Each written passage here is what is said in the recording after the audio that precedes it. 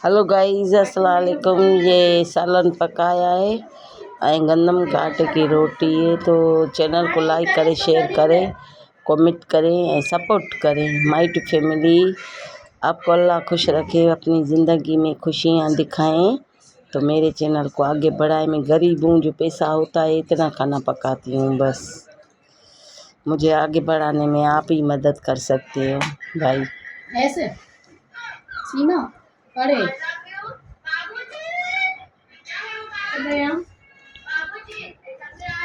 बागस